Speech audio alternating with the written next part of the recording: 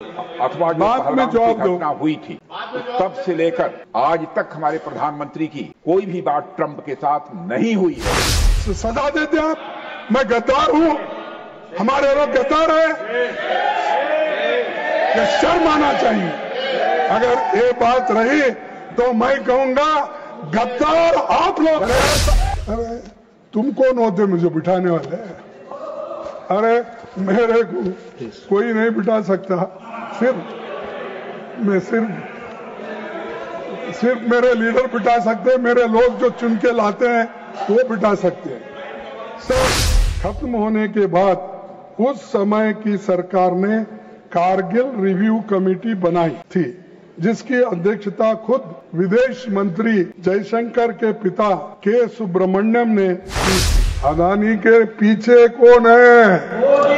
वो democratic system से आया हुआ आदमी को डेमोक्रेटिकली उसको जितनी इज्जत मिलनी है दो, लेकिन उसको भगवान बनाकर उसकी पूजा मत करो, उससे देश का नुकसान होता है। ये कहना है कि इतने लोग तुमको दोस्ती तुमने बनाई, लेकिन एक दोस्त भी तुम्हारा साथ नहीं दिया और उल्टा तुम्हारे विरोध में रहने वाले लोगों को उन्होंने पैसे से मदद करवाया और सारी चीजों की मदद उन्होंने 20 बार नहीं 29 बार ये बात दोहरा चुके हैं। अब मेरे भाषण खत्म होने तक 30 हो जाएगा। सर, राष्ट्रपति ट्रंप ने बार बार ये भी कहा कि उन्होंने ट्रेड का इस्तेमाल कर युद्ध रुकवाया।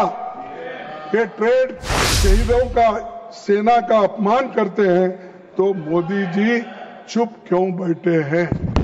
चुप्पी क्यों साधे हैं? इसके ऊपर एक्शन लेना चाहिए। क्या सरकार को पहले से किसी हमले की आशंका थी? क्योंकि आपने अपना वहां जाने का प्रोग्राम रद्द किया।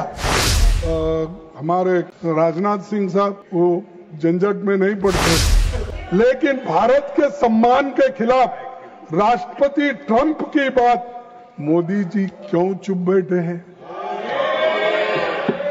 क्यों चुप्पी साधे हैं? अरे तो पाकिस्तान के सर, मैं यील्ड नहीं हुआ, वहाँ की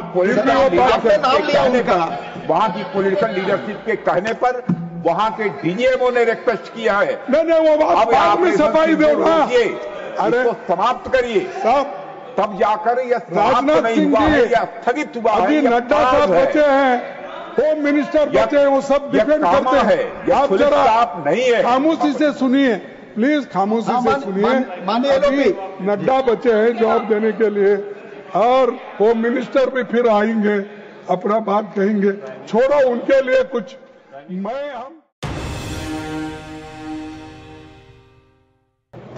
बहुत दीर्घ समय तक 1 घंटा 5 मिनट please no comment, please no comment please. भाषण मैंने सुना, कल भी 1 घंटा सुना था जब वो लोकसभा में कर रहे, और अब उसमें नए पेज जुड़े क्या मुझे मालूम नहीं है, लेकिन जो बातें उन्होंने कल दोहराई थी वही बातें आज हमको फिर वो याद दिला रहे और बता रहे। इसीलिए मैं उनको धन्यवाद देता हूं, क्योंकि हमारा समय भी हमारा समय न जायज है कि उसको उनको जो कुछ वहां कहना था यहाँ कहे, तो हम जल्दी समझ में हमको आता है। सर, डिप्टी चेयरमैन जी, मैं आपका आभारी हूं कि आपने मुझे बोलने का मौका दिया। मैं सबसे पहले पहलगाम में हुए क्रूर आतंकी हमले में मारे गए लोगों को श्रद्धांजलि देता हूं और उनके परिवार के प्रति अपनी गहरी संवेदना व्यक्त करता हूं। मैं ये कहूंगा एक बात, वो भी सुनेंगे तो उनको भी अच्छा लगेगा। मेहंदी वाले हाथों ने पति की लाश उठाई है, बेबस रोते बच्चों ने पापा की जान गंवाई है, अश्रु भरे लाचार खड़ी बेबस नारी को देखा है, पहलगाम घाटी में हमने अपनों को मरते देखा है। तो ये घटना, ये जो घटी ये सब लोग देखे, लेकिन मुझे ये समझ में नहीं आ रहा, इतने सब होने के बाद बहुत सी चीजें उन्होंने यानी जो संबंधित नहीं है उन विषयों को उठाकर फिर राज्यसभा के अंदर से देश के बाहर के लोगों को उचकाने की कोशिश कर रहे, लेकिन लोग ऐसे झूठे वायदों पे, झूठे बातों से या असत्य बातों से कभी इसको सीरियस नहीं ले। मैं आपसे ये कहूंगा, मैं पूरे देश और इस सदन के साथ इस बर्बर हमले और पाकिस्तान द्वारा आतंकियों को लगातार सपोर्ट करने की निंदा हम भी करते हैं। हमने तो पाकिस्तान की निंदा पहले ही किए थे, करते भी रहे, आज भी करेंगे, कल भी अगर ऐसा ही चला तो करते रहेंगे, लेकिन हम इधर निंदा करते हैं, आप जाकर उसके दावत में पेश होकर उसके गले लगा लेते। तो बिना बुलाए आपको जाने की आदत है। नहीं, आपको नहीं बोल रहा, आप नहीं गए थे, आपके दोस्त बोलूं क्या, गुरु बोलूं क्या बोलूं, विश्व गुरु वो गए थे। अरे आप खुद ही गलती करते हो, आप खुद ही ऐसी चीजें करते हो और दूसरों को पाठ पढ़ाते हो, ऐसा नहीं होना। आप अगर सीरियस हो तो किसी को दूसरों को टीका करना, तुमने क्या किया, वो क्या किया, ये बताने की जरूरत नहीं।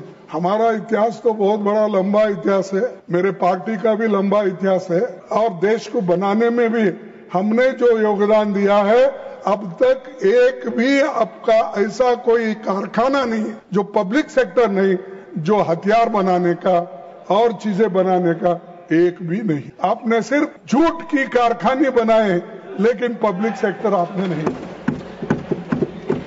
और वही पब्लिक सेक्टर की कहानी आप यहाँ बताए, HAL, PL जो हमने बनाया था, और पंडित जवाहरलाल नेहरू जी को तो आप इतने बार बोलते हैं। तो मेरे को बहुत से कांग्रेस के लोग भी है और दूसरे लोग भी है, न्यूट्रल भी है, गवर्नमेंट सर्वेंट्स भी है, यानी वो लोग नेहरू जी को गालियां देते वक्त अब ये लोग जब कहते हैं कुछ तो तालियां बजाते। अरे एक जमाने में आप जब बच्चे थे, स्टूडेंट थे, तो 14 नवंबर को ये लोग ये कहते थे चाचा नेहरू आए, चाचा नेहरू आए, यही लोग बोलते थे। अब यही लोग टीका कर रहे हैं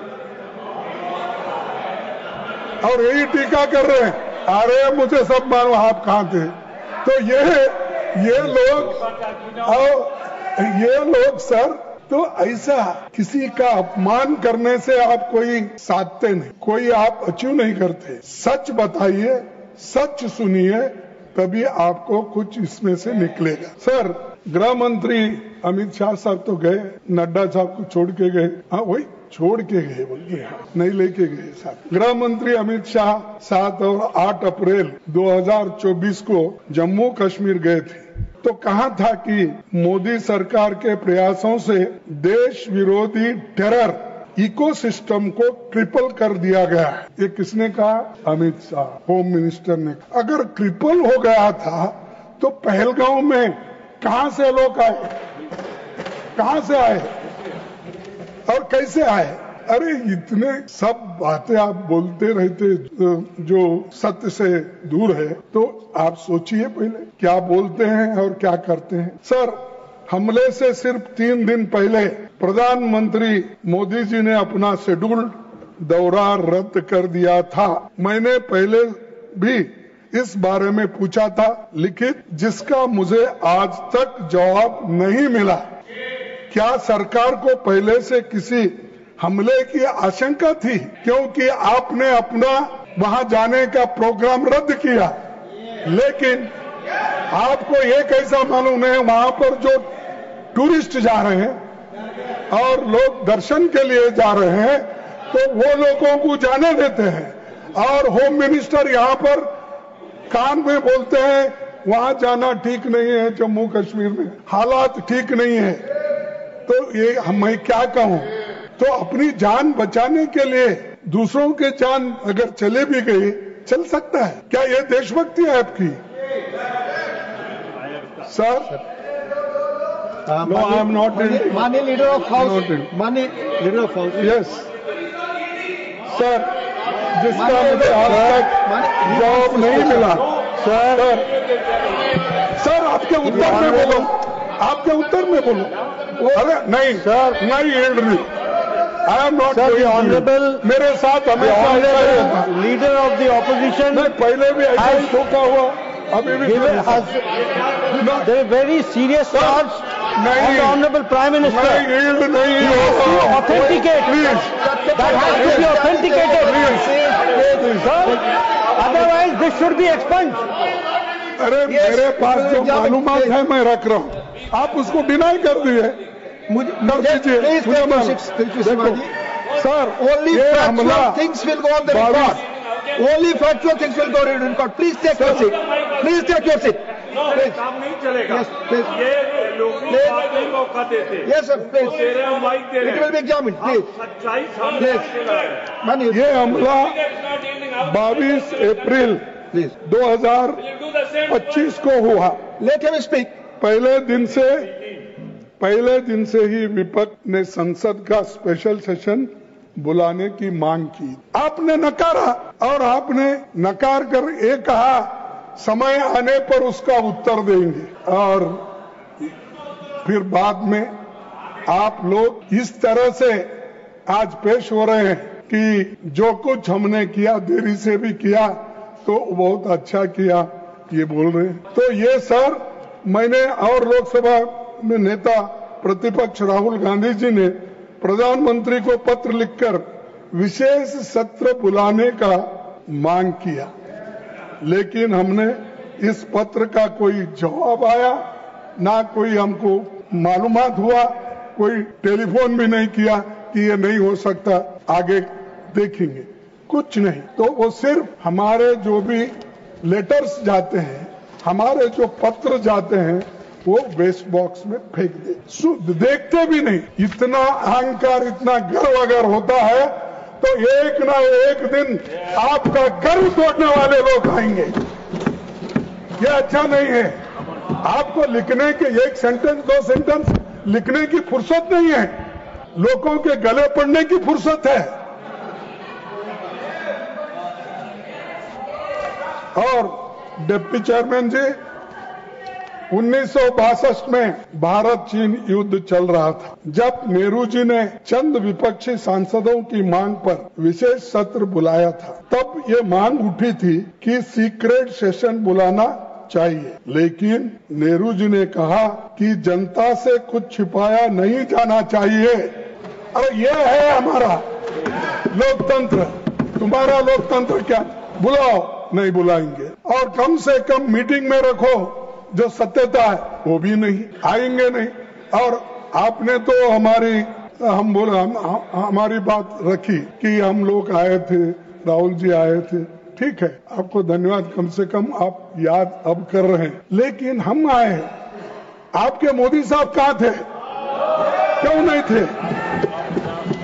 और हम वो मीटिंग में आते हैं, तुम चुनाव प्रचार में बिहार में फिरते हो, ये तुम्हारी देशभक्ति है।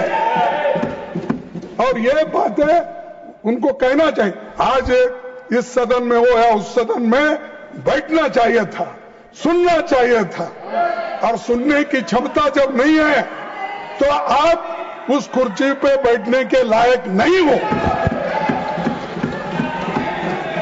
धैर्य होना चाहिए। आपने धैर्य की बात की, वो धैर्य आपका दे दो उनको थोड़ा, कम से कम।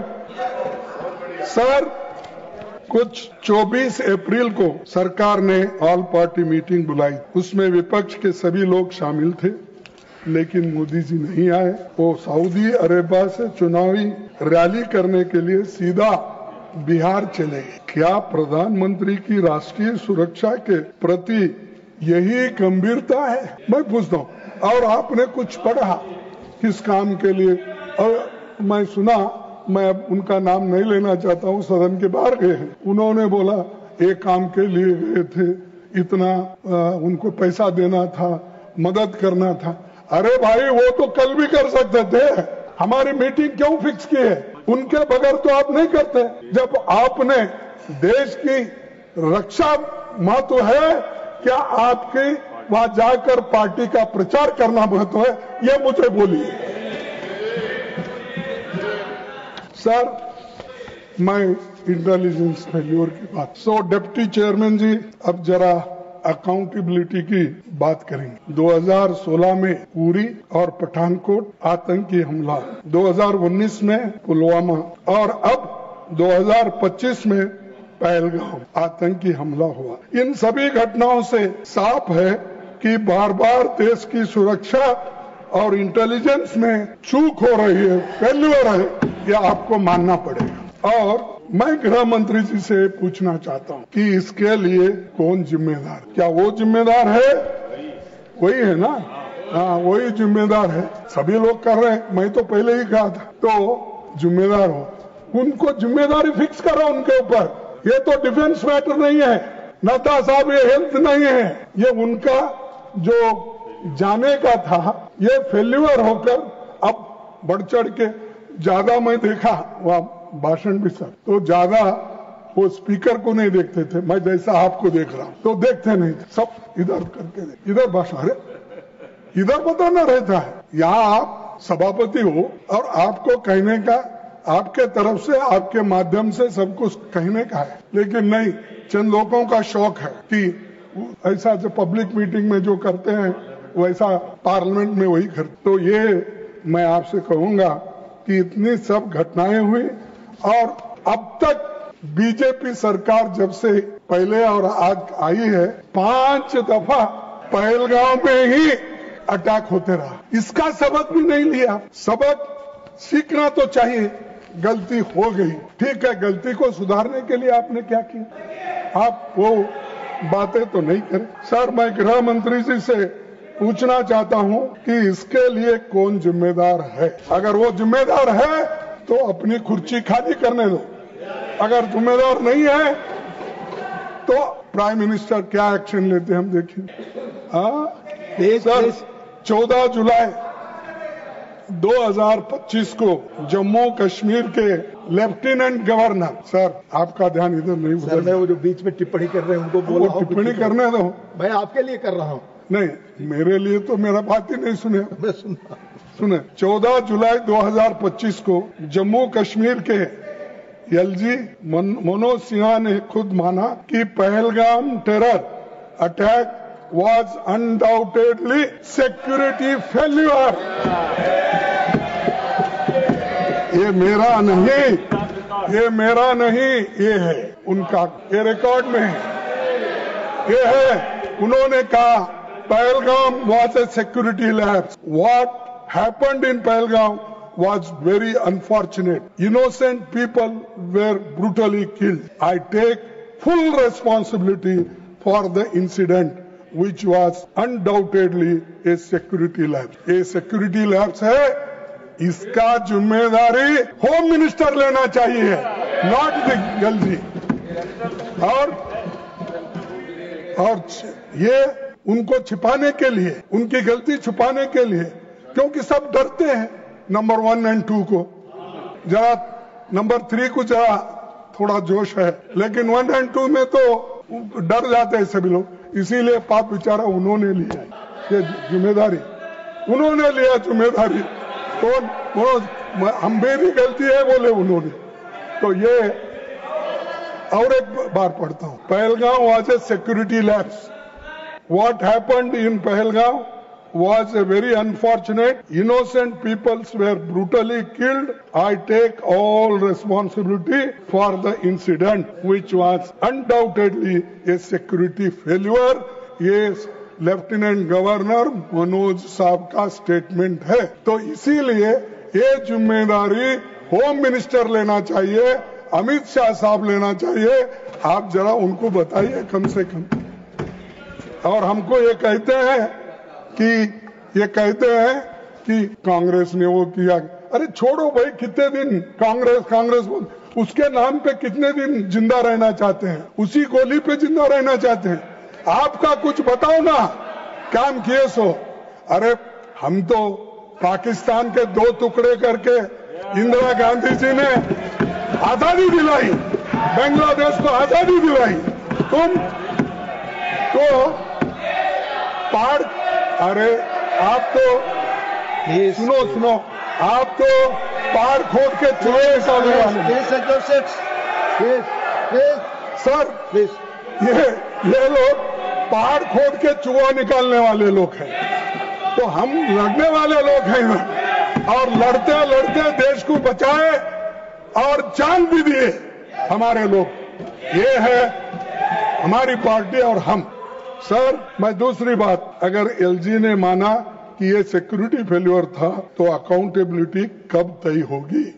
क्या उन्होंने ये बयान गृह मंत्री जी को बचाने के लिए किया या गृह मंत्री जी ने उसको ये बात कहने के लिए कहा? ये आप ही बता सकते हैं, हम नहीं। 100 दिनों से आतंकवादी न्याय के कटघरे से फरार थे। यदि आतंकवादी पुंछ, गगनगिर और गुलमर्ग के हमले में भी शामिल थे। अभी बताया गया कि तीनों आतंकवादी मारे गए, 3 अब बाकी के जितने भी हैं उसका हिसाब आप ही दे सकते हैं।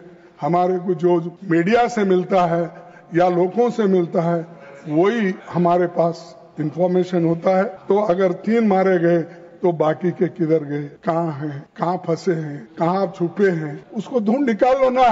ढूंढ निकाल के ऐसा बताओ कि हम ढूंढ निकाले, ये 3 को तो हमने खत्म कर दिया और बाकी के 6-7 लोग जो भी हैं उनको भी ढूंढ निकाल के हम उसका पीछा करें। तो ये मास्टरमाइंड के बारे में कल कहा था, आज इसके बारे में। सर मैं और एक चीज आपसे कहना चाहूंगा कि डिप्टी चेयरमैन जी, अब मैं ऑपरेशन सिंदूर पर आता हूं। कांग्रेस पार्टी हमारे सशस्त्र बलों, आर्मड फोर्सेस पर गर्व करती है और उनके शौर्य और बहादुरी को सलाम करती है। यहाँ मैं ये भी कहना चाहूंगा कि पूरा देश एकजुट खड़ा रहा। हमारी कांग्रेस पार्टी ने, नेताओं ने, देश भर पूरे अपोजिशन ने सब मिलकर, इंडिया गठबंधन से लेकर जितने भी इंडिपेंडेंट, सभी ने सेना के समर्थन में, सेना के सम्मान में जय हिंद का यात्रा हमने निकाला, क्योंकि आर्मी को सपोर्ट करने के लिए, उसको हिम्मत देने के लिए। मैं और एक बात कहूंगा, हमने 7 मई की CWC की बैठक में प्रस्ताव पारित किया था। ये राजनीति करने का समय नहीं है। हमने कहा ये राजनीति करने का समय नहीं है, बल्कि देश की एकजुटता, दृढ़ता और राष्ट्रीय संकल्प दिखाने का समय है। भारत एकजुट है और किसी भी परिस्थिति में उसकी एकता को कमजोर नहीं किया जा सकता। ये हमने आपको सपोर्ट किया, हमने ये कहा, आपका साथ दिए। देश के हित में हमने हर कदम पर सरकार को सपोर्ट किया। हम लोग देश की एकता और एकजुटता के लिए सरकार के साथ खड़े। लेकिन मोदी जी विपक्ष पार्टियों के खिलाफ चुनावी भाषण करते फिरते हैं, जब हम लोग एकजुट होकर उनको सपोर्ट करते हैं। सिर्फ 4 दिनों में पाकिस्तान की फायरिंग से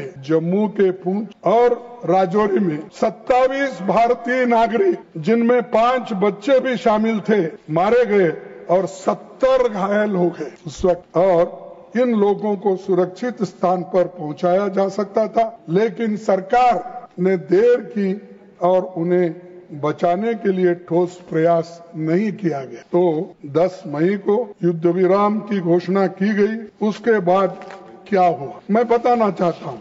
उसके बाद में बीजेपी के एक राज्यसभा सांसद ने कहा, पहलगाम हमले में जो शहीद हुई उनकी पत्नियों में वीरांगना जैसा भाव नहीं था। उनकी पत्नियों में वीरांगना जैसा भाव नहीं था। इसीलिए वो हाथ जोड़ रही थी, गिड़गिड़ा रही थी। ये है आपकी महिला के प्रति आपकी सोच और संवेदनशीलता। अरे एक महिला अगर रो रही है, गिड़गिड़ा रही है अपने पति के जो उसमें मरने के बाद, उनको ये कहते हैं। अरे एक लीडर, एक बीजेपी का नेता, ऐसे लोगों को कान पकड़ के बाहर निकालो। क्यों रहते हो? उससे बुरा नाम आपको भी आता है, देश को आता है।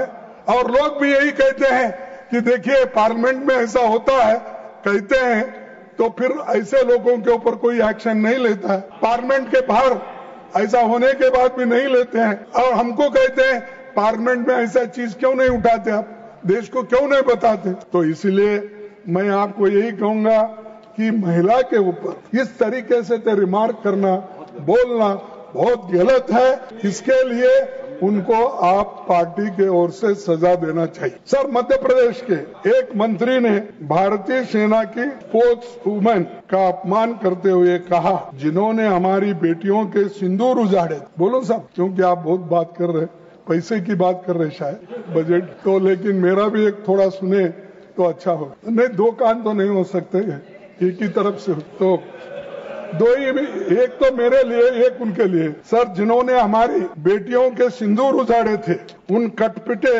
लोगों को हमने उसी की बहन भेजकर ही उनकी ऐसी की तैसी की। ये मंत्री है, कंत्री है, मुझे मालूम है, उसका तो यहाँ पर उसको तो कंडम करना चाहिए। ऐसे आदमी, ये पहला भी मैंने उदाहरण बताया, दूसरा उदाहरण भी ये है। तो ये चीजें आपके पीछे होते हैं। तो जब तक आप अपने लोगों को काबू में नहीं रखते, कंट्रोल नहीं करते, वैसा रिएक्शन दूसरे की तरफ भी आता है। और दूसरे के तरफ से अगर ऐसा रिएक्शन कोई आया तो आप क्या कहते हैं? देशद्रोही। देशभक्ति नहीं इनमें, सिर्फ देशभक्ति का गुत्ता तुमने ही लिया, पूरा कॉन्ट्रैक्ट लिया तुमने, बाकी के पास किसी के पास खून नहीं। खैर, मेरे खून बहता है, लेकिन अंदर सिंदूर डाले तो खराब हो जाए, नहीं मुश्किल होता ना। तो सिंदूर तो सौभाग्य बचाने माँ इससे करते हैं। तो ये जहाँ जो कुछ बोलना आता है उसको जोड़ के बोलते जाते हैं। सर, उन कटे पिटे लोगों को हमने उनकी बहन भेजकर ही उनकी ऐसी तैसी की। कल ही सुप्रीम कोर्ट ने इस मंत्री के कड़े शब्दों में निंदा की और खंडन किया। क्या लड्डा साहब, आप इसको बाहर निकालेंगे? जब सुप्रीम कोर्ट ने अगर खंडन किया है अब हाँ बोल रहे, इसीलिए थैंक यू वेरी मच। हाँ, नहीं, अब सुप्रीम कोर्ट एक मंत्री को अगर ये कहता है और उसको कंडम करता है तो आप तो इजीली उसको निकाल दो, दूसरे को ला। आपके पास तो इतने भरे हुए लोग हैं और भाग रहे। आपके ईडी, सीबीआई या इनकम टैक्स को देखकर भागत, उसमें से किसी को करो। सर, शहीद आर्मी मेजर विनय नरवाल की विधवा को भी सोशल मीडिया पर ट्रोल किया गया और हमारे विदेश सचिव यहीं बैठे थे, वो भी अब पैसे की बात कर रहे। तो हमारे विदेश सचिव तक को पर्सनल अटैक्स का विदेश मंत्री प्लीज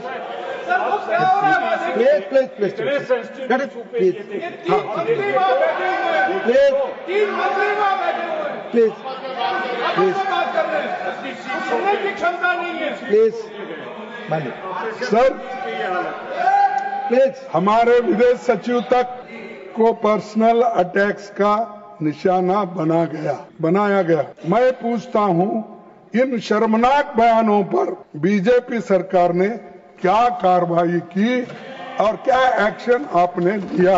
ये यहाँ पर आपने नहीं बताया। देशभक्ति पर बड़ी बड़ी बातें करने में मोदी जी का कोई जोड़ नहीं है, कोई मुकाबला नहीं कर सकता। तो इतना बड़े बड़े बातें वो करते हैं। मंत्री बैठ के क्या कर रहे हैं सर? प्लीज आप बैठ जाए, आप बैठ के शांति हो जाएगी। जयराम जी आप बैठे, आप बैठे और शांति हमको सुन रहे हैं। प्लीज सर, आप सदन डिस्टर्ब कर रहे हैं। Please finance minister wants to tell something. Sir, आप सवाल उठाने वाले कर रहे हैं सर, आप और नागरिकों को माननीय जयराम रमेश जी, मोदी जी तीन का मंत्रीगण बात कर रहे हैं, जोड़ हर नहीं एक है, इनके विषय पर का सवाल ऊपर ही हमसे इधर पूछे, बात हो रही है और उनको सुन भी रहे। सवाल उठाने वाले इतना गुस्सा से आम और नागरिकों जवाब को भी देंगे गिरफ्तार हमारे करते समय हैं। सब जब आएगा।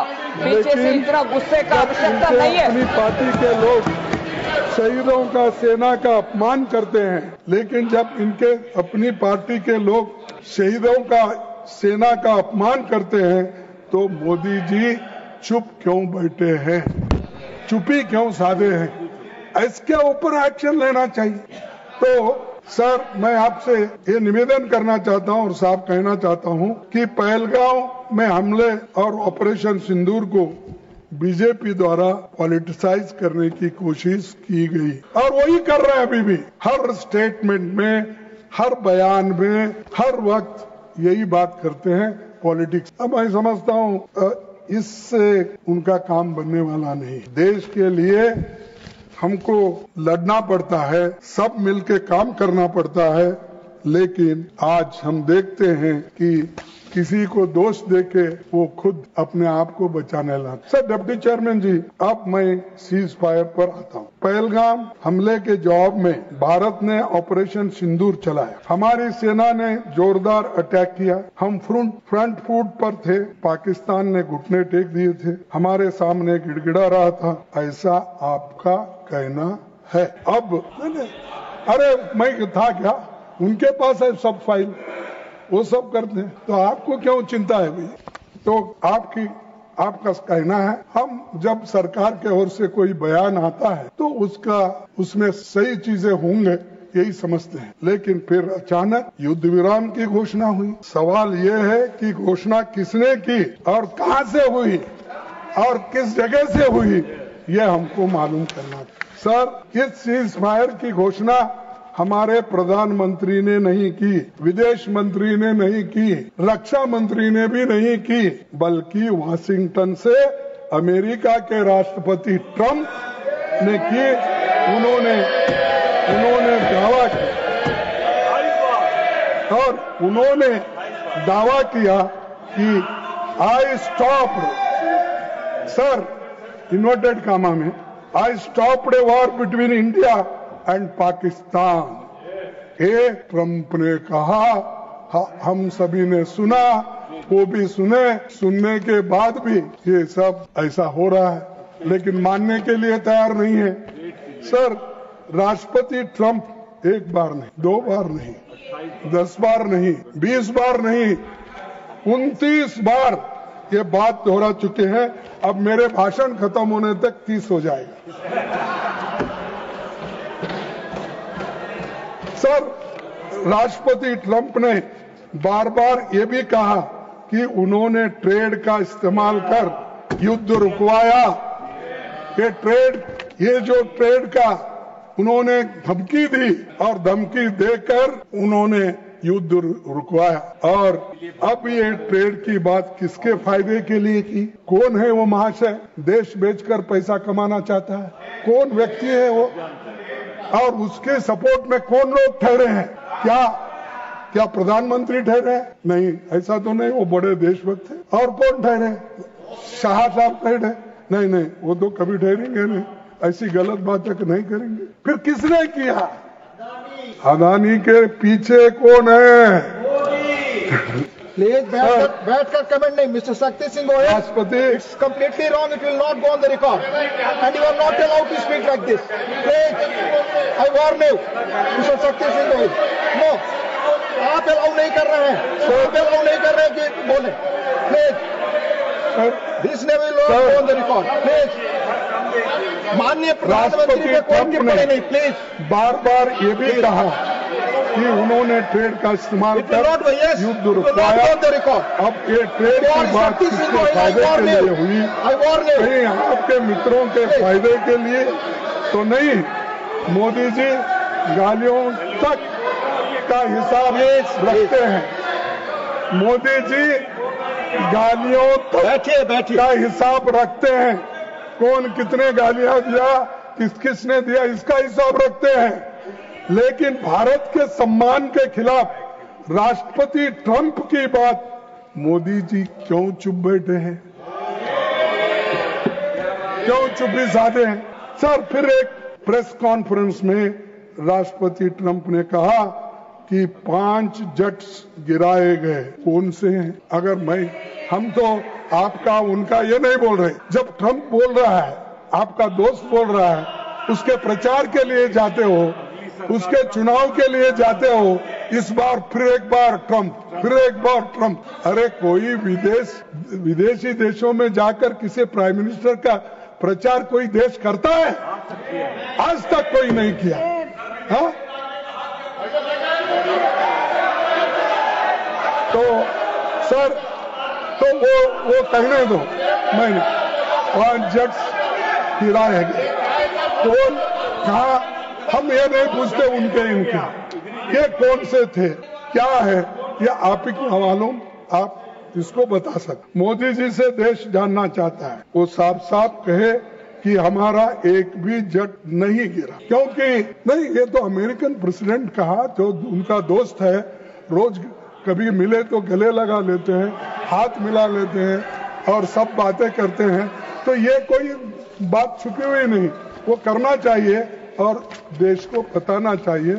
और हमारे राजनाथ सिंह साहब वो झंझट में नहीं पड़ते और ज्यादा इसमें भी नहीं जाते, सच है बताते हैं, कम से कम ये सच्चाई तो हमको बताओ। सर, डिप्टी चेयरमैन जी, प्रधानमंत्री जी से माननीय रक्षा मंत्री कुछ कहना चाहते हैं, चूंकि आपने नाम लिया है, he has right to speak, आपका नाम लिया है इसलिए आपको अधिकार है बोलने का, आपका नाम लिया इन्होंने इसलिए आप बोल सकते हैं, प्लीज आप बोले। आपने नाम लिया इसलिए उनको बोलने का हस्तक्षेप का अधिकार है, प्लीज आपने नाम लिया।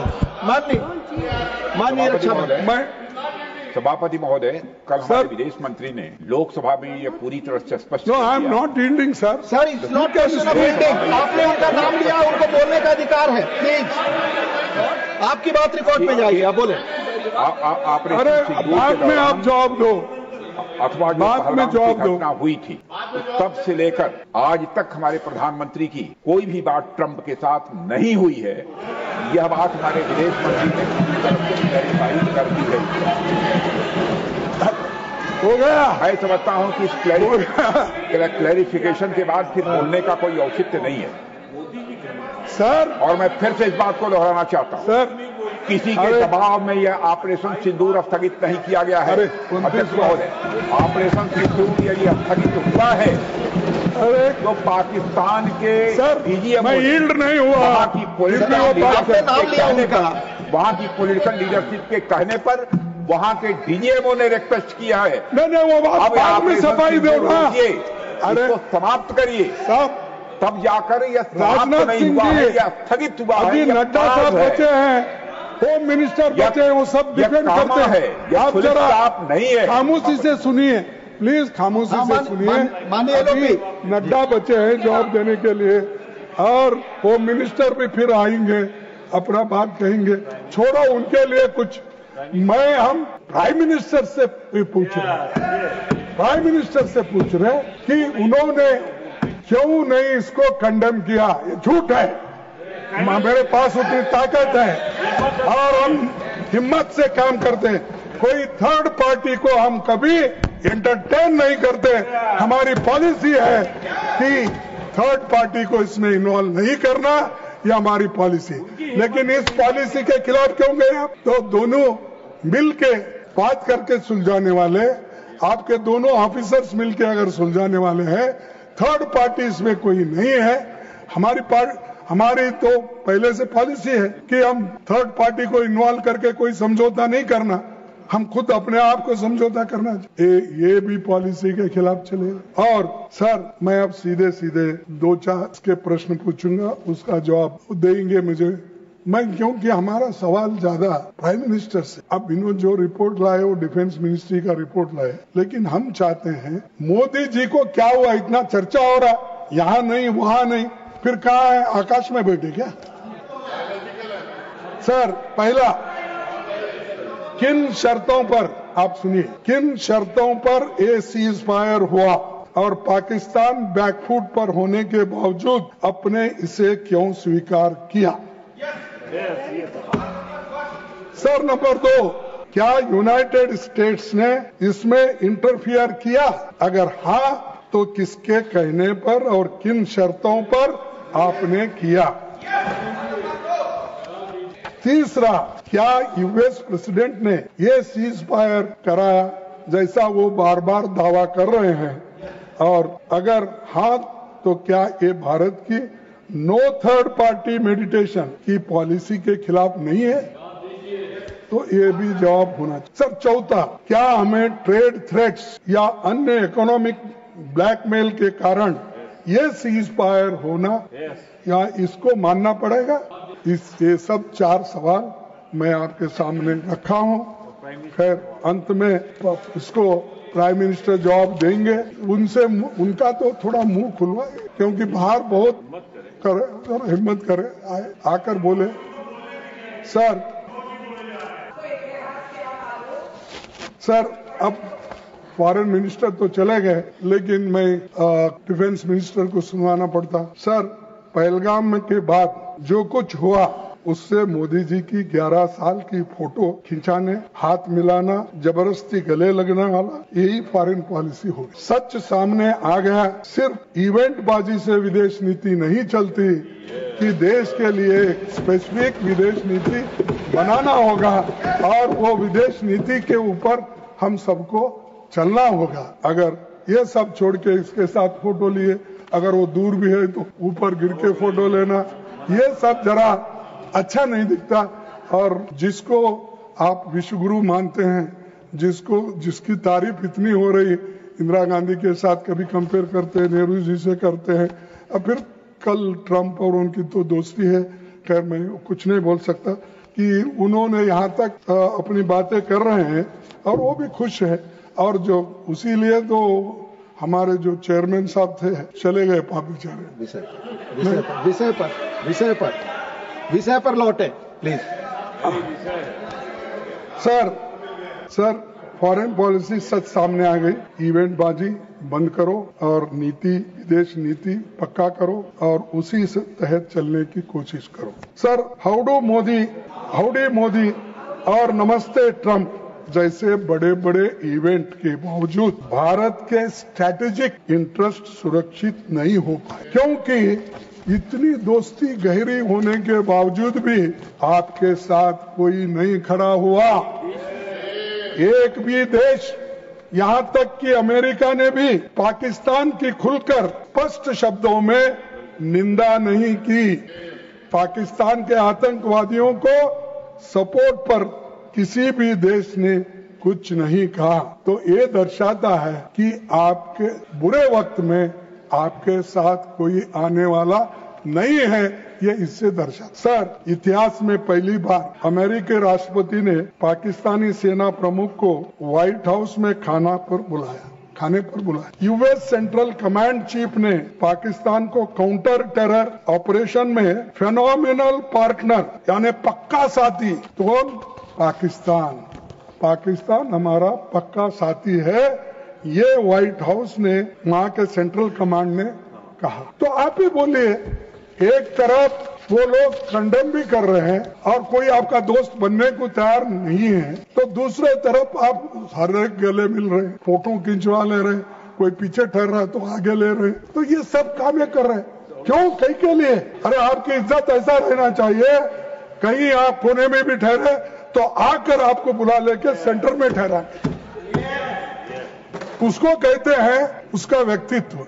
लेकिन उनको क्या मालूम है, मुझे तो समझ में नहीं आता। तो ये, और दूसरी बात, सीज फायर के बाद IMF और वर्ल्ड बैंक ने पाकिस्तान के लिए बड़े आर्थिक सहायता का पैकेज घोषणा की। मैं जानना चाहता हूं कि इन दोनों संस्थाओं के बोर्ड में भारत ने एक पैकेज का विरोध क्यों नहीं किया? मैं आपसे सवाल कर रहा हूं। मैं जानना चाहता हूं कि इन दोनों संस्थाओं के बोर्ड के भारत ने इन पैकेज का विरोध क्यों नहीं किया? ये जो IMF, वर्ल्ड बैंक एक पाकिस्तान को आर्थिक मदद दिलाने में वो लेने में सक्षम हो गए, वही पैसा टेररिस्ट को जाता, आपने कहा। सभापति महोदय, मैंने पहले भी किया है और बाद में भी सर, और इसीलिए लोकसभा में बोलते मैंने किया है सर, और राज्यसभा मैं में आपको और भी मैं आपको और भी बताना चाहता हूं कि डिप्टी चेयरमैन साहब, प्रधानमंत्री चुप क्यों है और क्यों इसका विरोध नहीं करे? हमको भी कारण बताइए, क्योंकि हम तो आपको कहे हैं, आपके साथ हैं, देश के रक्षा के लिए, एकता के लिए, अखंडता के लिए हम तो सभी साथ खड़े हुए हैं, सारे अपोजिशन के पार्टी के लोग और रूलिंग के लोग भी, सब चंद लोग सभी साथ में हैं। तो मेरा एक जो कहना है, ये कहना है कि इतने लोग तुमको दोस्ती तुमने बनाई, लेकिन एक दोस्त भी तुम्हारा साथ नहीं दिया और उल्टा तुम्हारे विरोध में रहने वाले लोगों को उन्होंने पैसे से मदद करवाया और सारी चीजों की मदद उन्होंने की। सर, डिप्टी चेयरमैन, जब प्रधानमंत्री मोदी चुप रहे तब 3 शीर्ष डिफेंस ऑफिशियल्स ने महत्वपूर्ण खुलासे किए। कौन से खुलासे? पहला खुलासा है 30 मई 2025 को CDS general Anil Chauhan Singapore में बोले कि ऑपरेशन के पहले 2 दिनों में टैक्टिकल मिस्टेक्स हुई। ये मेरा नहीं साहब, ये उन्हीं की बात है।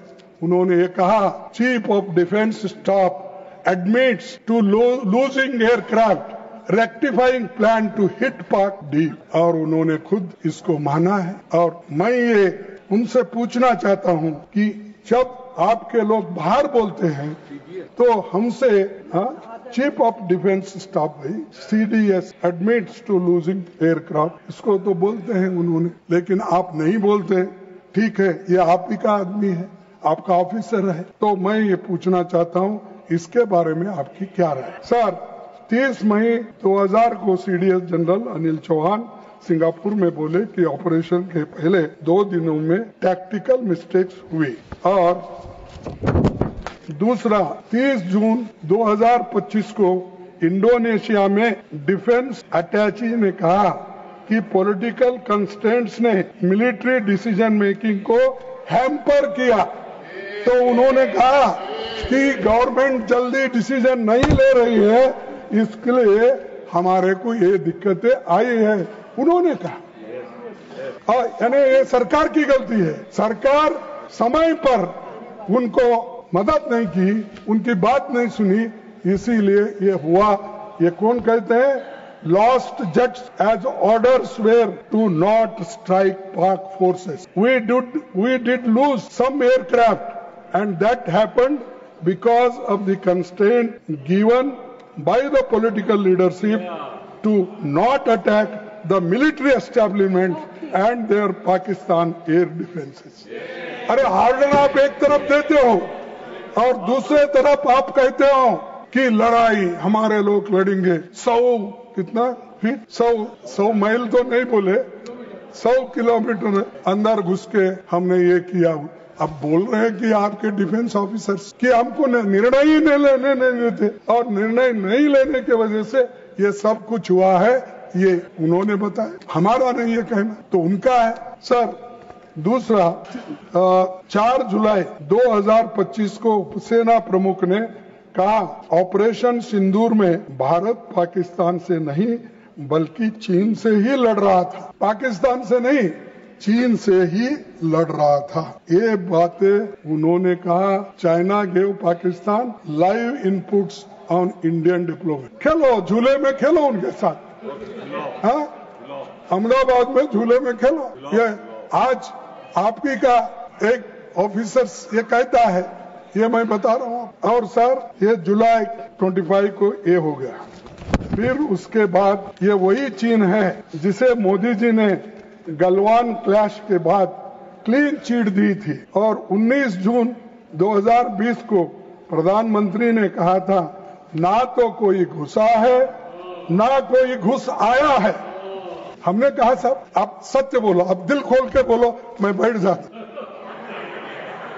ये बोले या नहीं बोले ये बोलो। आप तो झूठ नहीं बोलते, मैं समझा था, लेकिन मैं पहले बोलता था मोदी जी को झूठ, जबकि 15 लाख 2 करोड़ एमएसपी वो ये झूठा संसदीय शब्द है, तो झूठा संसदीय शब्द, झूठा संसदीय शब्द है, झूठा संसदीय शब्द है। अरे असत्य साहब। और पार्टी ने जो समय दिया था उससे अधिक समय आप पार्टी का ले रहे हैं। नो प्रॉब्लम, आपकी पार्टी का समय जा रहा है, आपकी पार्टी का। ठीक है, ठीक है, मेरी गलती हो गई, मेरे को इंटरफेयर भी कर रहे ना सर, वो भी टाइम थोड़ा काटो। ये वही क्लीन चिट दी थी, और 19 जून 2020 को प्रधानमंत्री ने कहा था, ना तो कोई घुसा है ना कोई घुस आया है। मैं प्रधानमंत्री से पूछना और चाहूंगा कि हमारे डिफेंस ऑफिशियल्स में के स्टेटमेंट्स पर उनका क्या कहना है और आपका क्या कहना है। रक्षा मंत्री जी का कहना क्या है, प्रधानमंत्री जी का कहना क्या है कि ये सब जो मैंने आपको इतने सभी कागज दिखाए ये तो ऑथेंटिक है, फिर ऑथेंटिसिटी करो मत बोलो, ये ले लो उन्हें, तो आप देख लो ढूंढ लो, तो ये आपकी है सर। और एक सभापति जी, उपसभापति जी, हकीकत यह है कि हम सांसदों को अंधेरे में रखा गया। हमें सभी जानकारी मीडिया के माध्यम से मिल रही थी और आज भी हमको माध्यम के जरिए ही मालूमात मिल रहे हैं। तो सर, असल में किसी भी इंफॉर्मेशन या जानकारी को पहले संसद के सामने रखना चाहिए और खासकर ऐसे सेंसिटिव मैटर्स में आप अगर हमको अवगत कराएंगे तो क्लैश नहीं हो, मिसअंडरस्टैंडिंग नहीं हो। देश के इतने चंद बातें जो नहीं कहना है, आप कहने के बाद हमको भी कहना पड़ता है। तो देश बड़ा है, इसको अगर लेकर आप सबसे राय लेके, मशवरा लेके अगर बढ़े तो देश को अच्छा हो। सब मैं और एक बात आपको कहना चाहूंगा साहब, सेंसिटिव मैटर्स की चर्चा के लिए हम स्पेशल सेशन की मांग कर रहे थे, तो उस वक्त आप सभी ने कहा कि हम इस बात को, हाँ, जो हमने आपसे रिक्वेस्ट की थी तो आपने ये बात को आप कह रहे थे। अरे तुम कौन होते मुझे बिठाने वाले?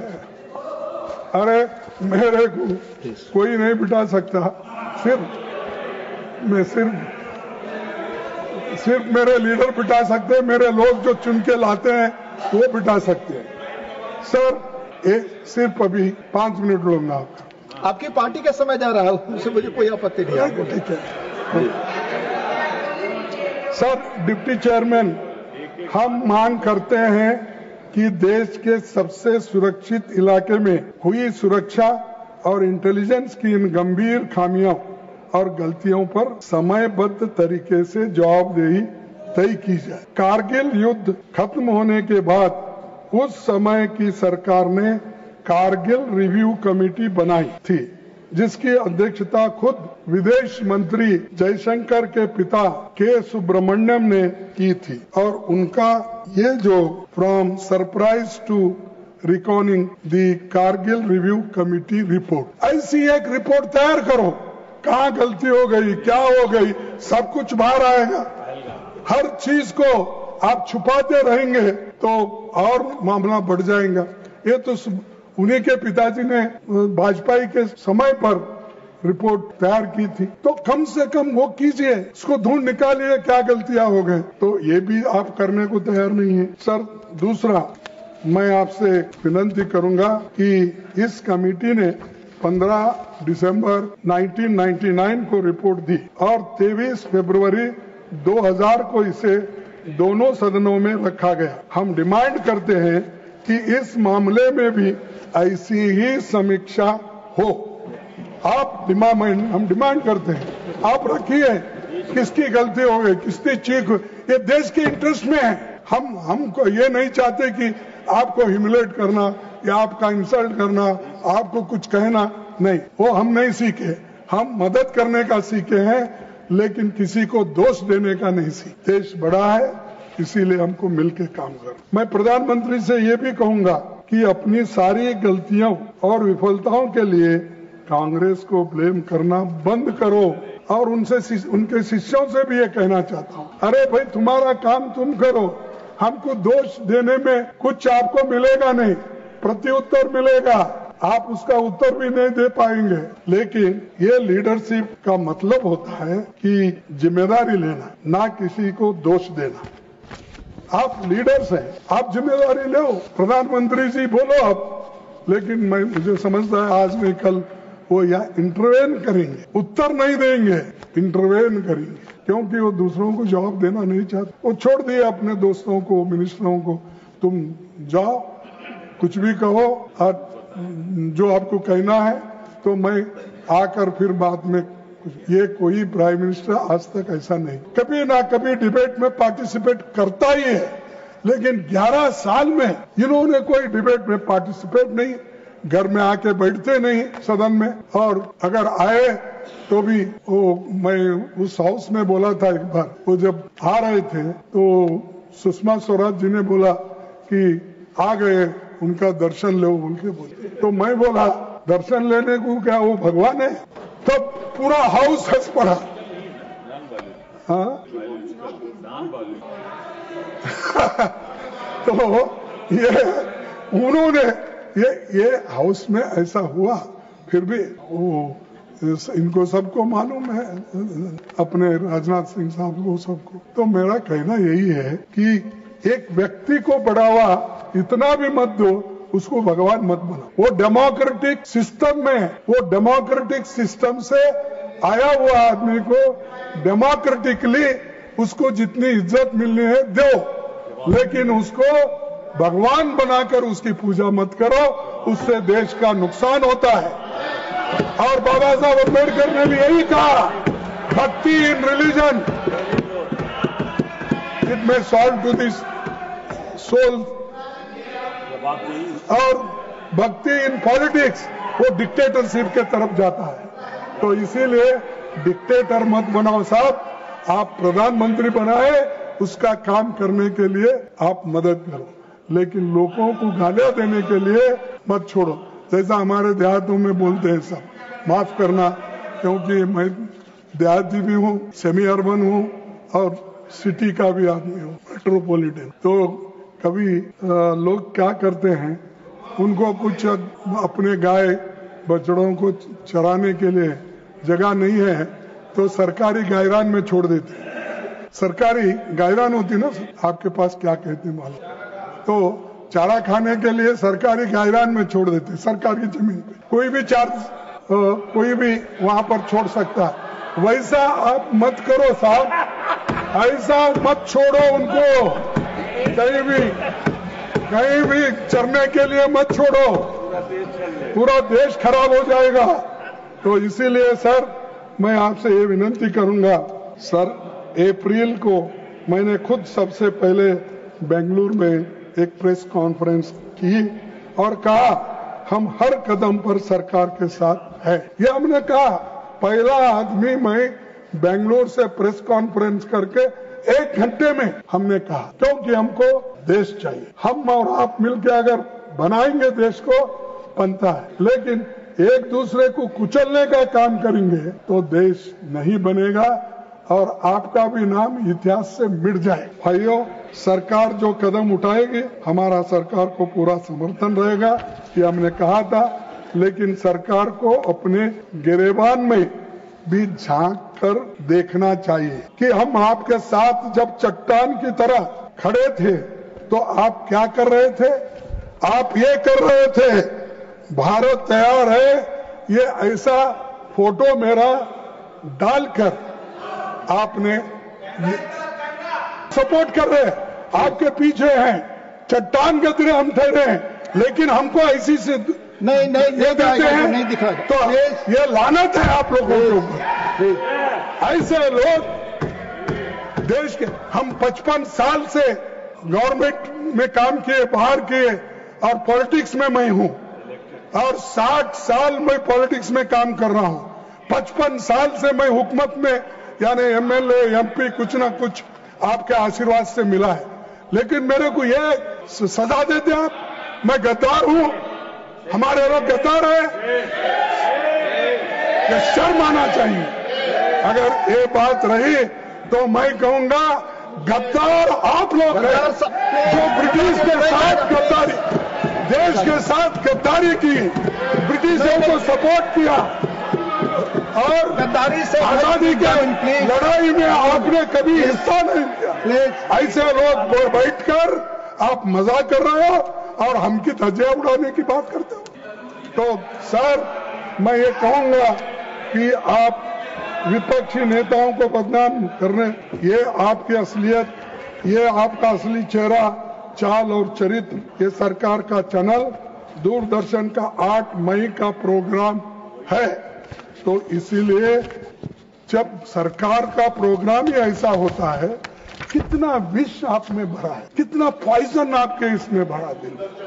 ये दूरदर्शन 8 मई को अगर आप हाँ में हाँ नहीं मिलाएंगे साहब, आपकी गति मेरे जैसे ही होगी।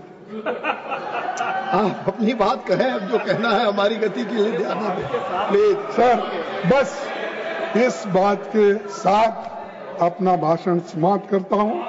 आपने मुझे बोलने के लिए समय दिया, उसके लिए आप सबको धन्यवाद देता हूं।